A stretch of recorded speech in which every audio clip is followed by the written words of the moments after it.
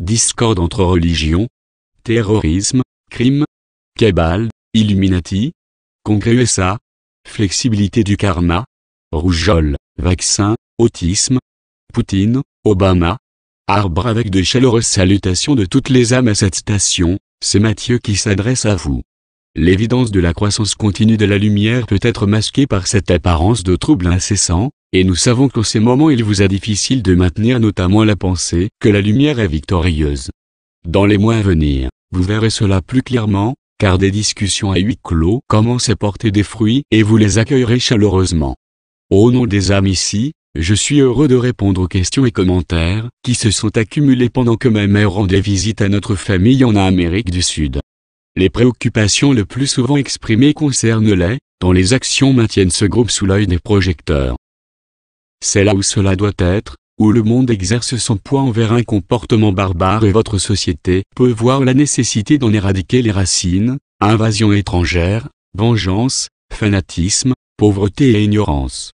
Ne soyez pas induits en erreur par ceux qui à tort pointent du doigt l'islam comme en étant la cause, les atrocités de lait violent les principes les plus fondamentaux de la foi islamique. Tout comme on peut citer des passages du Coran appelant à tuer les infidèles, ainsi peut-on citer des passages de la Bible justifiant le meurtre de personnes qui n'adoptent pas les préceptes chrétiens. Et, malgré toutes les omissions et distorsions des documents originaux qui sont devenus les livres saints, ils contiennent encore des passages prônant l'amour et le respect. L'aube de la croyance en une divinité suprême a rapidement été déformée par les ténèbres, et les dogmes religieux conçus par des individus cupidavines de pouvoir, non par des personnes inspirées par Dieu ou Allah, sont devenus la source de discorde la plus profonde au sein de votre civilisation et les motifs de siècles de persécution inqualifiables. Maintenant, votre famille universelle ne peut pas stopper la voie de mort et de destruction choisie par les, parce qu'elle n'est pas autorisée à s'immiscer dans le libre arbitre de quiconque, à l'exception de ceux qui tentent d'envoyer des ogives nucléaires dans l'espace.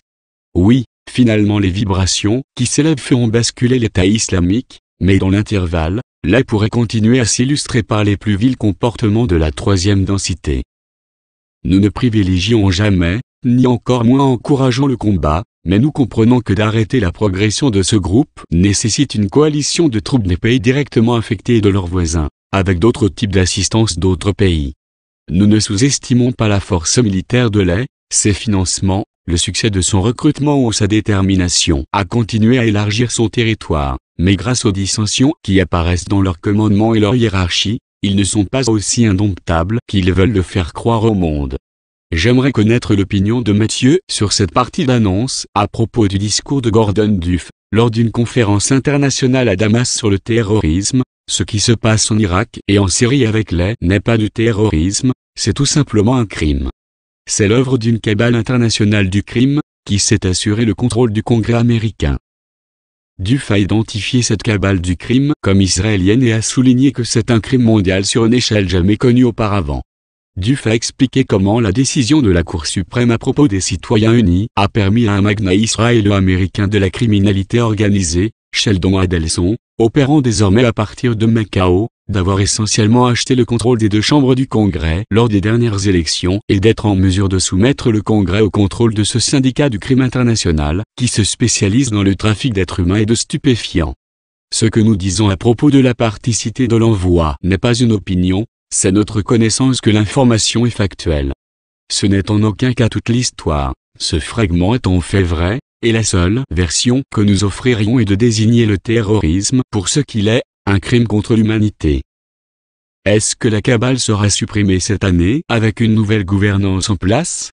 D'abord, nous disons que la cabale, un terme générique pour les groupes disparates sous l'égide Illuminati avec l'objectif commun de la domination du monde, n'est pas une force soudée fonctionnant comme une seule organisation.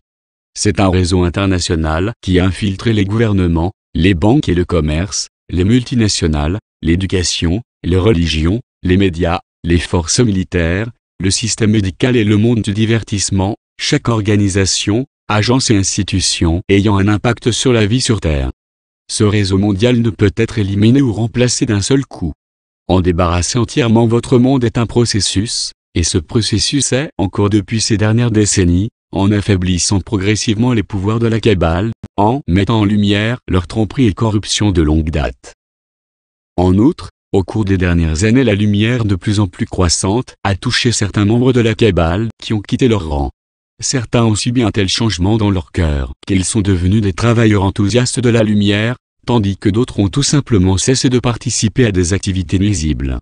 Des poches de forte influence demeurent, mais comme la planète continue à se mouvoir vers des niveaux de vibration toujours plus élevés, ces poches vont soit s'effondrer ou régresser jusqu'à ce qu'elles soient inexistantes. Est-ce que l'État agit sous le contrôle des Illuminati? Non, parce que ce n'est pas nécessaire aux fins Illuminati. Les esprits des ténèbres se nourrissent de l'énergie de la peur, et l'État et d'autres régimes et groupes tyranniques créent l'abondance d'énergie de peur qui maintient l'approvisionnement en énergie des Illuminati. Quelles sont les pensées de Matthieu concernant le président de la Chambre, Boehner, invitant le Premier ministre Netanyahou à s'adresser au Congrès? C'est de nature purement politique, et, comme nous l'avons indiqué dans les messages précédents, les âmes à cette station sont apolitiques. C'est donc sans jugement ou esprit de favoritisme que nous sommes d'accord avec vos analystes qui interprètent l'invitation comme un camouflet au président Obama pour la poursuite des négociations avec l'Iran, au lieu d'adopter les mesures sévères préconisées par Netanyahou et quelques membres du Congrès. Certains membres du Congrès sont eux-mêmes Illuminati et beaucoup d'autres sont contrôlés par les Illuminati grâce au financement des campagnes, au chantage, à la corruption ou aux menaces de mort. Et certains de ceux qui ne sont pas dans les griffes des Illuminati d'une manière ou d'une autre, sont des esprits obtus qui ne voient pas d'autre moyen que leur perspective étroite pour résoudre les problèmes. C'est pourquoi, de tous les gouvernements que vous appelez démocratiques, celui des États-Unis peut être désigné comme le plus mal en point. Contrairement à ce qui est perçu par beaucoup de citoyens, depuis le jour où le président Obama a pris ses fonctions, il s'est efforcé de remanier le gouvernement en le débarrassant de l'influence illuminatique qui continue d'enrichir les riches et d'étouffer les mesures qui serviraient les besoins de la population. Est-ce que Netanyahou fait partie des Illuminati ou son bellicisme est-il dû à sa sérieuse préoccupation pour la sécurité d'Israël? Il est au sommet des Illuminati, et tous ses prédécesseurs occupant cette position le sont ou l'étaient. Comme indiqué dans les messages précédents, les Illuminati n'ont jamais servi les meilleurs intérêts du peuple juif en Israël ou ailleurs dans le monde. Les Illuminati sont à l'origine de tous les pogroms en Europe et leur faction nazie a mis en œuvre l'Holocauste. Utilisant le judaïsme ou le sionisme pour justifier leurs actions, les Illuminati ont longtemps entretenu l'effervescence au Moyen-Orient, et ont discrédité toute personne qui mettrait en doute leur bellicisme, en la qualifiant d'antisémite.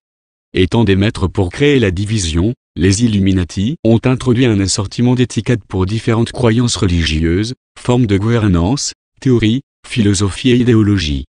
En grande partie grâce aux enseignements religieux et universitaires et aux médias traditionnels, qui ont été de tout temps sous contrôle Illuminati, il fut soigneusement enseigné à votre société de mépriser tout ce qui n'appartient pas à sa catégorie dûment labellisée.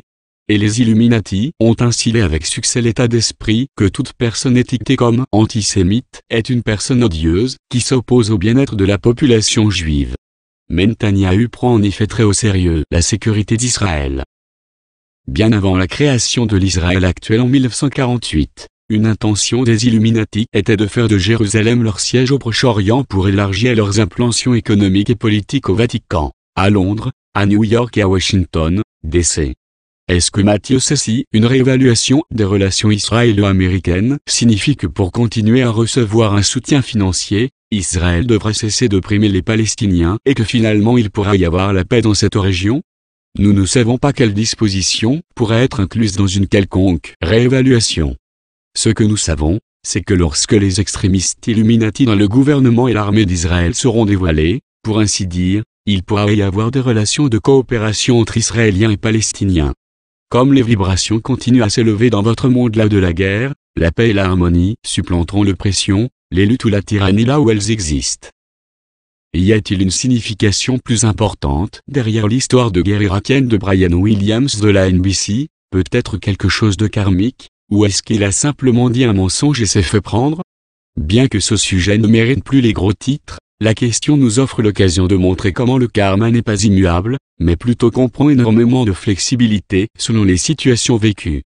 Parlant de M. Williams, nous savons par nos collègues au Nirvana qu'il a choisi comme mission première d'éduquer le public. Il aurait pu faire cela comme enseignant d'école primaire, professeur au lycée ou à l'école de commerce, comme écrivain, chercheur environnementaliste ou éditeur d'un journal, par exemple. mais il a suivi ce qui l'intéressait et qui l'a conduit à devenir journaliste d'information télévisée. On retrouve la même flexibilité en choisissant une leçon karmique. Dans ce contexte, peut-être que M. Williams a accepté l'humiliation de la découverte qu'il avait falsifié une histoire de guerre pour montrer au public l'importance d'user de discernement en ce qui concerne les informations médiatiques. Cela peut avoir été une forte déclaration aux médias que les reportages doivent être exacts, sinon ils perdront toute crédibilité. Il se pourrait que l'émergence de son histoire serve des années plus tard d'exemple et que finalement la vérité sorte. Cependant la vision de M. Williams de ce qu'il a fait et des conséquences sont en accord avec les choix de son contrat d'âme, celui d'éduquer le public. Plusieurs lecteurs ont exprimé des préoccupations au sujet des vaccins et la controverse actuelle à propos de leur sécurité ou de leurs risques, et l'un d'eux a écrit « Pourquoi seulement quelques cas de rougeole engendrent-ils une situation urgente de vaccination ? Ce n'est pas une maladie mortelle. » Pour autant que nous sachions, aucun de vos médecins n'a expliqué pourquoi ils encourageaient la vaccination pour une telle maladie bénigne ou comment une maladie qui avait prétendument été éradiquée aux États-Unis faisait une subite réapparition. Vos institutions médicales sont de connivence avec les compagnies pharmaceutiques qui fabriquent les vaccins, et quelques enfants ont été inoculés avec des doses puissantes, provoquant la rougeole. Parmi eux quelques enfants ayant un système immunitaire affaibli l'ont attrapé et certains l'ont transmise à d'autres dotés aussi d'une défense immunitaire défaillante. Les premiers vaccins ont été développés par des scientifiques ayant des objectifs bienveillants, et l'usage des vaccins l'était aussi. Cependant, les Illuminati ont compris que les vaccins pourraient réaliser un de leurs principaux objectifs, l'élimination de la plupart de la population terrestre. Ainsi ils utilisèrent les vaccins pour provoquer des maladies, dont on avait dit au public qu'ils les préviendraient. Au cours du dernier demi-siècle, une variété de virus ont été développés dans les laboratoires Illuminati et ont été répandus dans le but de provoquer une pandémie, et dans les messages précédents, nous avons expliqué pourquoi toutes ces tentatives ont échoué au cours des dernières années. Le message du 12 août 2014 comporte les informations les plus complètes. Pour les lecteurs qui ont demandé si les vaccins causent ou contribuent à l'autisme, j'ai demandé à ma mère de copier notre réponse à cette question d'un message précédent. Est-ce que l'augmentation importante de l'autisme est reliée à un changement de conscience? Pas du tout. Le nombre croissant d'enfants qui ont des symptômes qui sont semblables à l'autisme est dû aux toxines des vaccins, et les symptômes sont amplifiés par les polluants dans l'air, l'eau et le sol et par les produits de conservation des aliments et par les médicaments prescrits. L'autisme véritable, qui est beaucoup plus rare, est le choix de l'âme d'en faire l'expérience, auquel toutes les autres personnes concernées dans cette vie ont donné leur accord. Et ni l'autisme, ni son état apparent n'empêcheront ces êtres d'ascensionner physiquement avec la Terre, à moins qu'une brève durée de vie fasse partie du contrat de l'âme. Le 13 février 2011. Merci, mère. Nous ne savons pas si le nouveau gouvernement grec pourra redresser l'économie du pays au cours de la période de prolongation du prêt, mais c'est très peu probable. La gravité de sa situation économique et celle d'autres nations dans un état similaire sont le prélude nécessaire à l'avènement d'un nouveau système économique mondial. Le système de corruption actuel, conçu et manipulé par les Illuminati, doit s'effondrer pour faire place à la nouvelle économie qui sera basée sur les métaux précieux. Derrière les coulisses des progrès sont réalisés pour mener à bien ce projet dans un processus de transition qui minimisera la probabilité de chaos. Il est possible que du fait que j'entende ou lise toujours la même chose, j'accorde du crédit à des informations qui n'en méritent pas. Par exemple, Poutine est-il aussi impitoyable qu'il est dépeint par nos médias? Lui et Obama travaillent-ils vraiment à des pôles opposés? La réponse à ces deux questions est non, mais ces situations étroitement liées demandent une explication.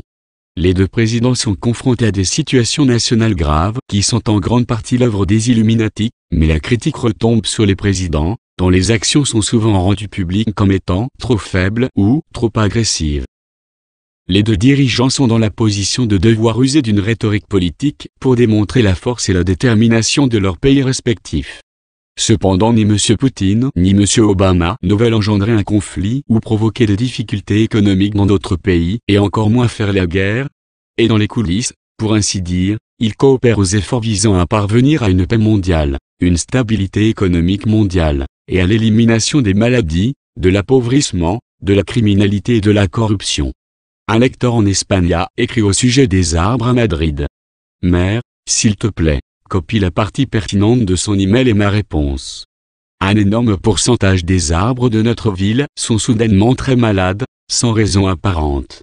2 d'entre eux se sont effondrés l'année dernière tuant 2 personnes, aussi le conseil municipal envisage de couper des milliers d'arbres, plus de 20% des arbres dans certaines régions. J'ai entendu la même information de la part de 3 personnes différentes qui communiquent avec des guides. Madrid souffre d'une attaque énergétique laissant les arbres sans vie et déconnectés les uns des autres, et la prochaine étape est en train de faire cela avec la population.